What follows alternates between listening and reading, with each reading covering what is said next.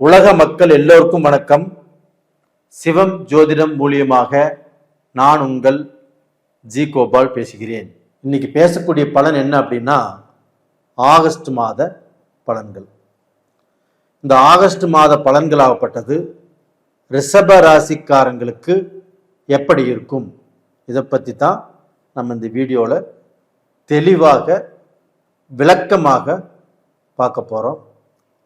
நேயர்களே, யாருமே ஸ்கிப் பண்ணாமல் பாருங்கள். அது போக நிறைய பேர் உங்களுக்கு நான் நிறைய வீடியோக்கள் போட்டுட்ருக்கிறேன், நிறைய பேர் பார்த்துட்ருக்கிறீங்க.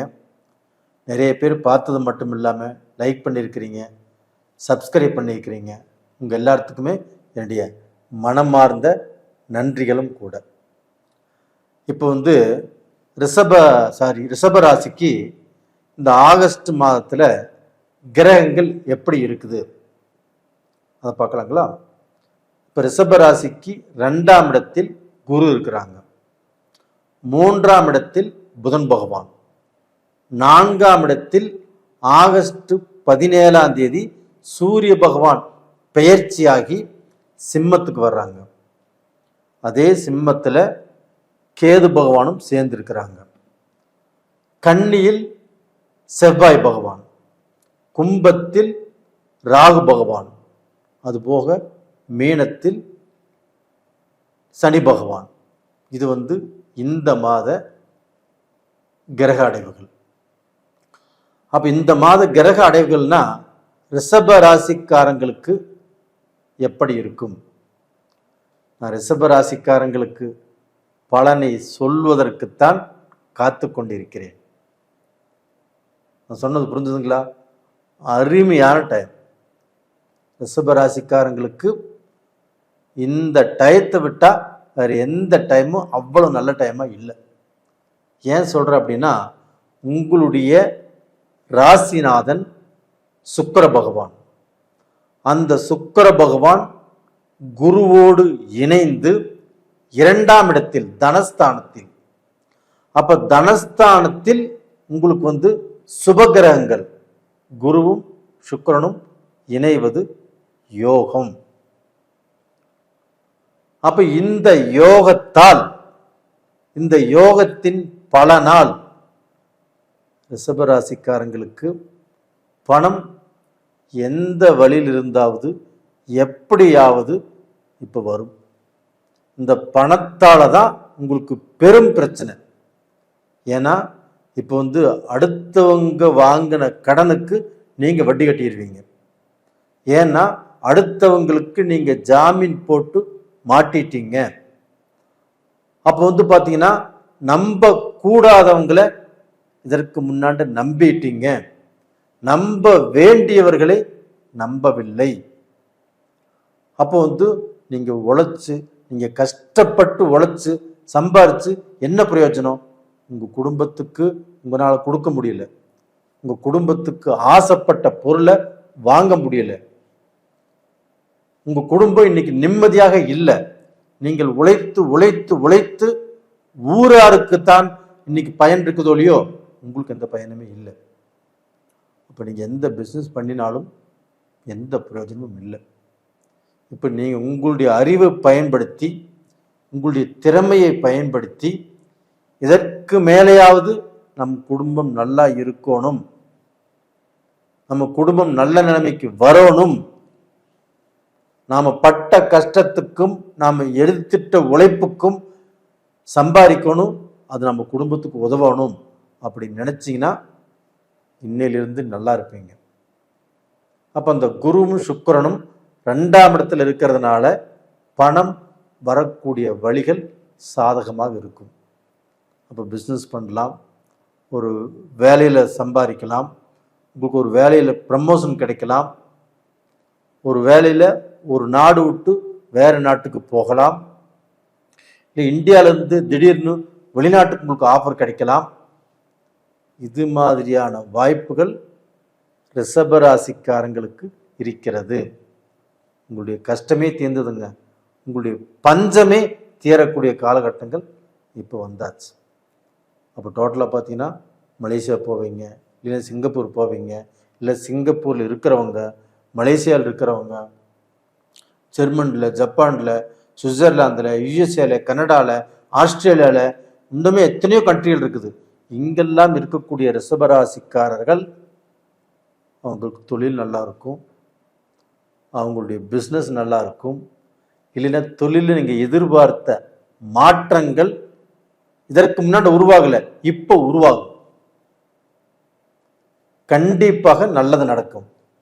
அது போக அந்த ரிஷபராசிக்காரங்களுக்கு குரு பகவான் ஆகப்பட்டது குரு தண்டி சொந்த வீட்டை பார்க்கறதுனாலையும்,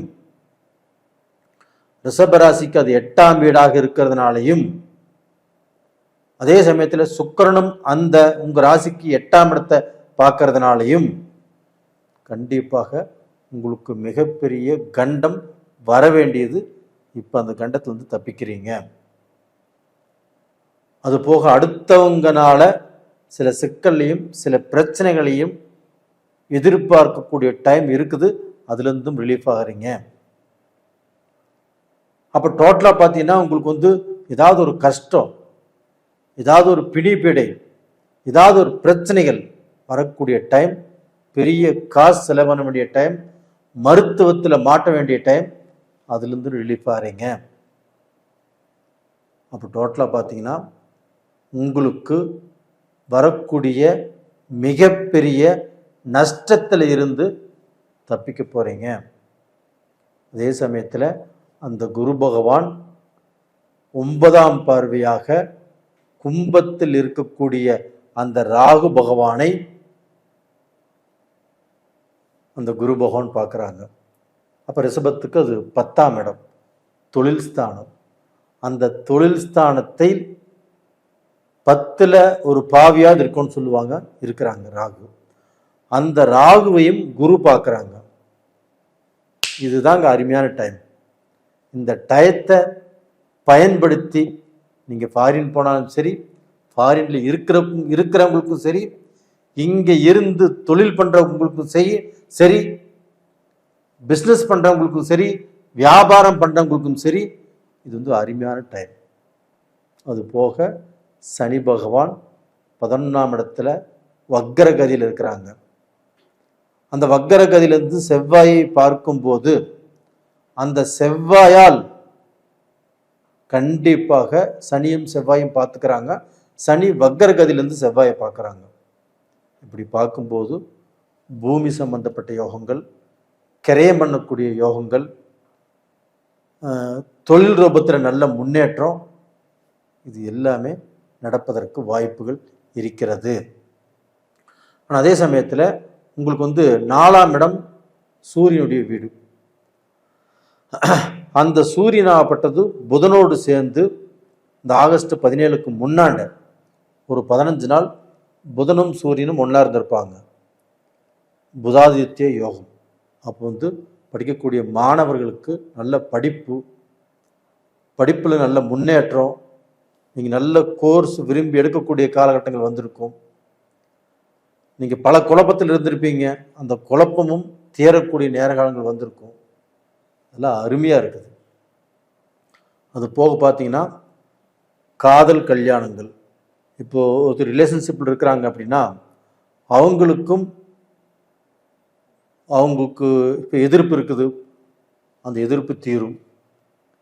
பொண்ணு வீட்டில் சம்மதிக்கலை, இல்லை மாப்பிள்ளை வீட்டில் சம்மதிக்கலை, இப்படிப்பட்ட பிரச்சனை இருக்குன்னா அந்த பிரச்சனைகள் தீர்ந்து நல்லபடியாக வரக்கூடிய டைம்.